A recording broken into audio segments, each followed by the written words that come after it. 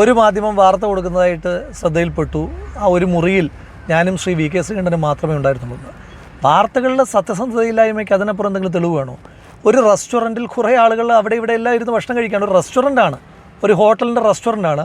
ആ റെസ്റ്റോറൻറ്റിൽ ഞങ്ങൾ രണ്ടുപേരും മാത്രമായി ഇരുന്ന് സംസാരിച്ചു എന്നൊക്കെ പറയുന്നത് എത്ര വാസ്തവമില്ലാത്ത, എന്തിനാണ് നമ്മൾ വാർത്ത സൃഷ്ടിക്കാൻ വേണ്ടിയിട്ട് ഓരോ കാര്യങ്ങൾ പറയുന്നത്? എന്തിനാണെന്ന് എനിക്ക് എത്ര ആലോചിച്ചിട്ട് മനസ്സിലായില്ല. ഞാനങ്ങനെ മാധ്യമധർമ്മമൊന്നും പഠിപ്പിക്കാനായിട്ടില്ല, അത് അവരവർ തന്നെ തീരുമാനിക്കേണ്ടതാണ്. പക്ഷേ ഒരു ഹോട്ടലിൻ്റെ റെസ്റ്റോറൻറ്റിൽ ഇരുന്നിട്ടാണോ രണ്ടുപേരും തമ്മിൽ രഹസ്യമായിട്ട് സംസാരിക്കുന്നത്? ഇപ്പോൾ ശ്രീ വി കെ ശ്രീകണ്ഠനും ഞാനും തമ്മിൽ രഹസ്യമായി സംസാരിക്കാൻ തീരുമാനിച്ചാൽ ഒരു ഹോട്ടലിൻ്റെ റെസ്റ്റോറൻ്റാണോ ഞങ്ങൾ ചൂസ് ചെയ്യുന്നത്?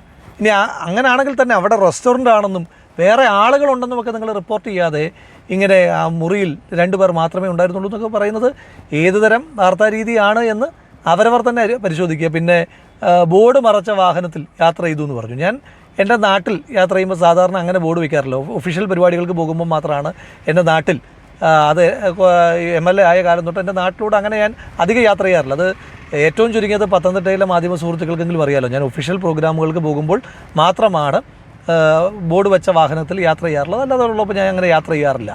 അപ്പോൾ അത് ഓരോരുത്തരുടെ ശൈലിയാണ്. അതിലൊക്കെ നിങ്ങളിങ്ങനെ ദുരൂഹതയും വാർത്താ സാധ്യതയും ഒക്കെ കണ്ടെത്തുക എന്ന് പറയുന്നത് നിങ്ങൾ തന്നെ പരിശോധിക്കുക. Thank you.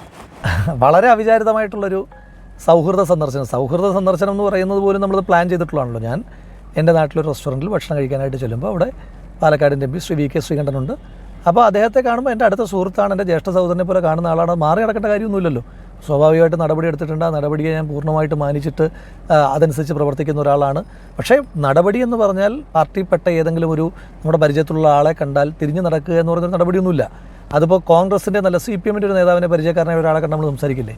BJP-യുടെ ഒരാളെ കാണുന്നെങ്കിൽ നമ്മൾ സംസാരിക്കില്ലേ? ഏത് പാർട്ടിയുടെ ആണെങ്കിലും നമ്മൾ ഒരാളെ കാണുമ്പോൾ അറിയാവുന്നവരാണെങ്കിൽ സംസാരിക്കും. ഇത് അങ്ങനെയല്ലല്ലോ. എൻ്റെ വളരെ അടുത്ത സ്നേഹിതനും എൻ്റെ ജ്യേഷ്ഠ സഹോദരനെ പോലെ ഒരാളാണ്. അദ്ദേഹത്തെ കണ്ടു, സംസാരിച്ചു, ഞങ്ങൾ ഒരുമിച്ചിരുന്ന് ചായ കുടിച്ചു. അതിനപ്പുറം ഈ വാർത്തയ്ക്ക് പറയുന്ന ഒരു തരത്തിലുള്ള കാര്യങ്ങളും ഉണ്ടായിട്ടില്ല. ഒന്ന്, ഞാനിപ്പോൾ കോൺഗ്രസിൽ നടപടിയെടുത്ത് പുറത്ത് നിൽക്കുന്ന ഒരാളാണ്. അപ്പോൾ പുറത്ത് നിൽക്കുന്ന ഞാനുമായി ബന്ധപ്പെട്ട എന്തെങ്കിലും ഒരു രാഷ്ട്രീയം സംസാരിക്കേണ്ട കാര്യം കോൺഗ്രസിൻ്റെ മുതിർന്ന നേതാവായ ശ്രീ വി കെ ശ്രീകണ്ഠനില്ല, തിരിച്ചുമില്ല. അപ്പോൾ അതുകൊണ്ട് അത്തരത്തിലുള്ള ഒരു കാര്യമില്ല. ഇപ്പോൾ ഒരു ചായ കുടിക്കുന്നത് പോലും ഇത്രയും വലിയ വാർത്തയാകുന്ന കാലത്ത് നമുക്കതിനകത്തൊന്നും ഒന്നും പറയാനില്ല. പിന്നെ അവരവരുടെ ഭാവനയ്ക്കനുസരിച്ച് എന്ത് എക്സ്ക്ലൂസീവ് വേണമെങ്കിലും കൊടുക്കാം. ഇന്ന് കണ്ടൻറ്റ് കുറവുള്ള ദിവസമാണെങ്കിൽ അതൊക്കെ കൊടുക്കാം, അതിനൊന്നും തെറ്റില്ല. പക്ഷേ അതാണ് സത്യം എന്ന് ദയവ് ചെയ്ത് വിശ്വസിക്കാതിരിക്കുക എന്ന് പറയുന്നൊരു കാര്യമെങ്കിലും നിങ്ങൾ മിനിമം ചെയ്യണം. വളരെ അവിചാരിതമായിട്ട് കാണുന്നൊരു കാര്യത്തെ അതിനിങ്ങനെ ഒരു വാർത്തയാക്കുക. പിന്നെ നിങ്ങളെന്താ വിചാരിക്കുക? നടപടി എടുത്തു എന്ന് കരുതിയിട്ട് തമ്മിൽ കണ്ടാൽ മിണ്ടില്ലേ? ഒരു പാർട്ടി നടപടി എടുത്തു കഴിഞ്ഞാൽ തമ്മിൽ കണ്ടാൽ മിണ്ടില്ല. ഇപ്പോൾ നിങ്ങളുടെ സ്ഥാപനത്തിൽ നിന്ന് ഒരാൾക്കെതിരെ നടപടി എടുത്തു, ആളെ പിന്നെ വഴി വെച്ച് കണ്ടാലോ എവിടെയെങ്കിലും ഹോട്ടൽ വെച്ച് കണ്ടാലോ നിങ്ങൾ മിണ്ടില്ലേ? വ്യക്തിപരമായ ബന്ധങ്ങളില്ലേ, മനുഷ്യന്മാരല്ലേ?